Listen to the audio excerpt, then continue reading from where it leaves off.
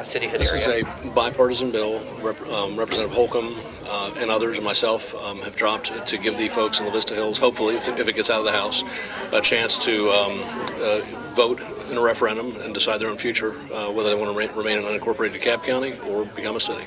It creates a time and a place for a referendum for people to express on an individual basis. Basically, it's a 50% plus one. If more than half of the people want a majority want the city, it happens. If not, it doesn't. It doesn't create the city. It just creates the referendum to allow a vote on it. Well, it's an interesting phenomenon in as much as the bill in and of itself only has local implications. The legislature, in its wisdom, has decided that new bills to incorporate new cities would go through a general process, meaning essentially for the viewers is that every legislator in the state is going to have a vote as to whether Tucker should be a city.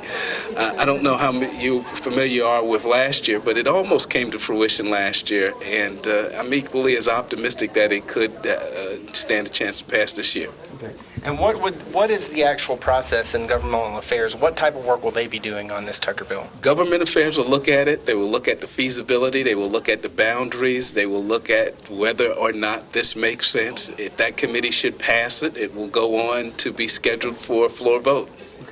Thank you very much. Anything else? The number 2 sponsor on both LaVista Hills and the Tucker bills. And basically what I'm trying to do, and this may be somewhat extraordinary, even though it shouldn't be, is just following through with what I said that I was going to do. Throughout town halls and even in the subcommittee that was heard last year on deciding the border between Tucker and LaVista Hills, I said that I supported referendum for both cities. And so I'm sponsoring or co-sponsoring both legislation so that way that can happen. And I know very well the sense of the community where I live and represent, and that is that those folks are interested in having a referendum, and that's true of people who are on both sides of the line. What makes this really sort of complicated is that there are a number of legislators who represent this area, and I didn't feel terribly comfortable about making the decisions for people that live in areas that I don't. So I am not the lead sponsor, but I am a co-sponsor, and that is a reflection of my belief that the citizens who I represent do want to have a referendum. So I want to give voice to that and be consistent with what I said from the beginning. And now that it's in governmental affairs, one of the things that has been a concern is there's some overlapping areas in the map and also with an annexation. Could you talk a little bit about how that could be resolved if that's one of the things that they're going to be doing in governmental affairs?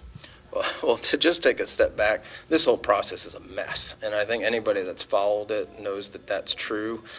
We really need to come up with a better system and architecture for dealing with these problems.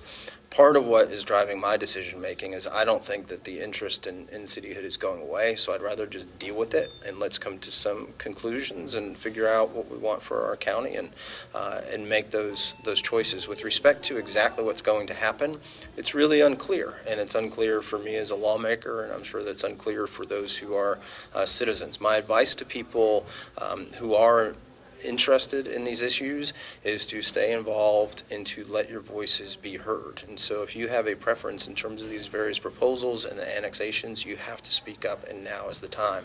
I would focus your attention on, of course, your state representative, your state senator, but also very much on the chairman and the members of the House Governmental Affairs Committee, and then its counterpart in the Senate. You need to let them hear what you want. If they don't hear from anyone, then they're just going to make these decisions. And so it's really important for the community to speak up and express their voices.